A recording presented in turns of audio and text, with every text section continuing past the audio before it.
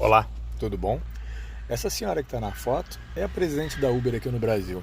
E ela está respondendo aí algumas perguntas. E a primeira que ela responde é de um rapaz chamado Thiago, eu não o conheço. Mas nesse vídeo, eu vou passar o vídeo dela na íntegra e vou pausar em alguns momentos para comentar. Esse vídeo dela, ela fala quase com 100% de transparência aquilo que eles veem do motorista, aquilo que eles esperam para o motorista. Eu acho que ela, talvez por uma crise de consciência ou por um lapso, ela usou de toda a sua franqueza possível ali e ela fala tudo. E ali fica claro as nossas dificuldades.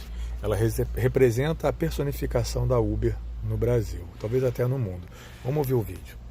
Primeira pergunta, Tiago Silva. A tarifa será reajustada? Foi a pergunta do Tiago. Essa é sempre a pergunta de $1 milhão, às vezes literalmente aqui na Uber. Mas eu já tenho que falar logo agora. Essa senhora não é a pergunta de $1 milhão, essa é a pergunta da vida de algumas pessoas. Nem tudo é dinheiro, mas vamos ouvir a senhora mais pra frente. Gente, eu acho que antes de responder a pergunta do Thiago, eu sei que isso é uma dúvida que está na mente de todos vocês, né? É uma pergunta que a gente recebe com bastante frequência dos nossos parceiros. E eu acho que a primeira coisa que a gente tem que lembrar, quando a gente está falando de tarifa, de preço, é que é um assunto extremamente complexo, né? Eu adoraria poder abrir câmera aqui e falar para vocês sim ou não, por isso e por aquilo.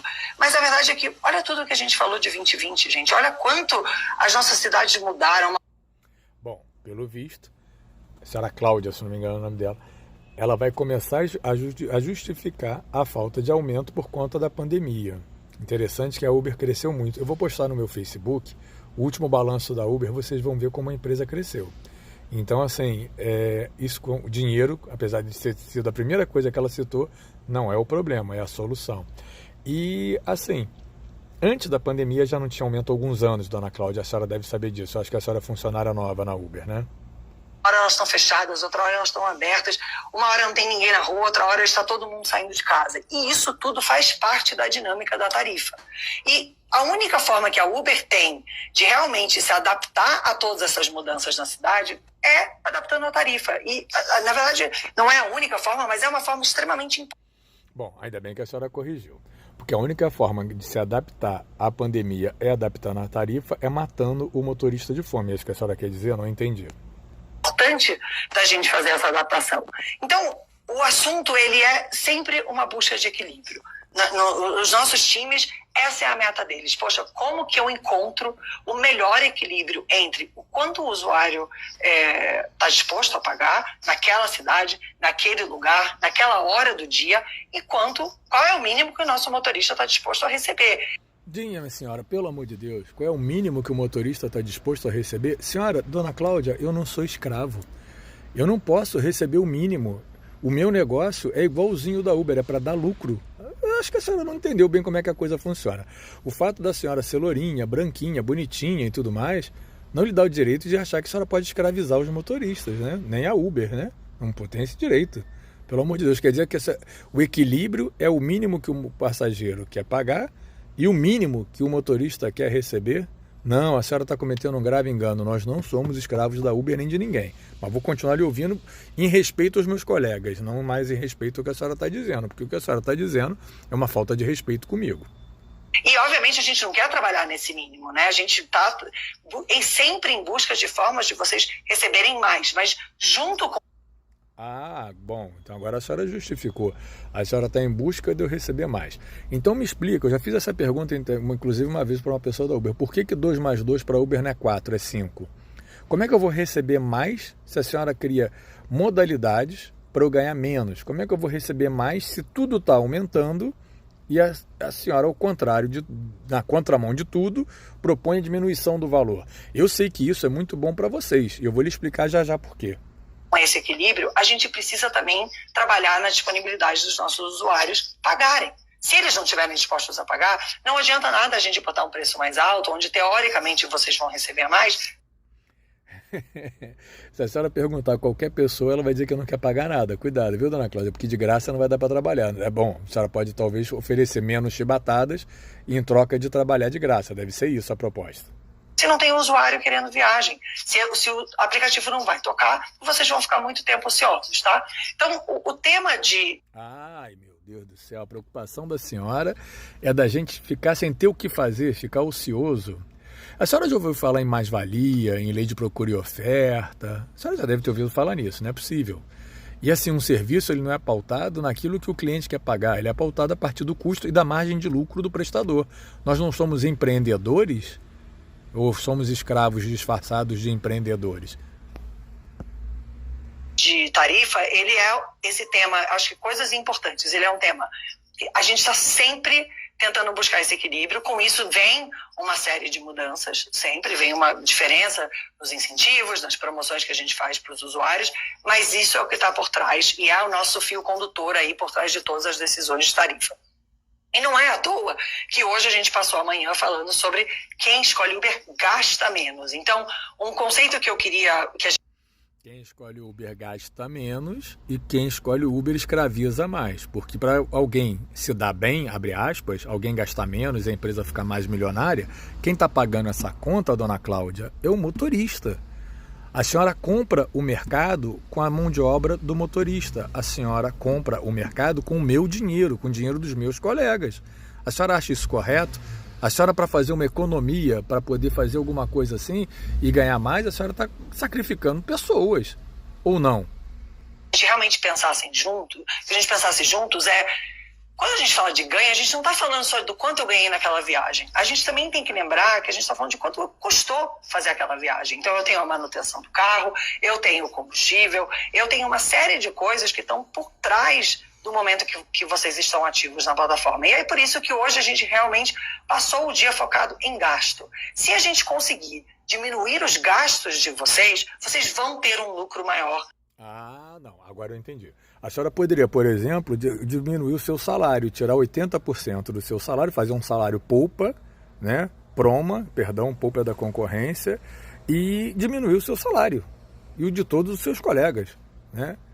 Ou fazer um outro tipo de medida qualquer, mas na Uber, não no meu bolso. Por que para a senhora ganhar mais, para a Uber ganhar mais, para a Uber crescer, para as ações da Uber estar lá no alto, na Bolsa de Valores, o motorista tem que pagar a conta? A senhora está fazendo conta com o meu dinheiro. A senhora não está me propiciando possibilidades de gastar menos.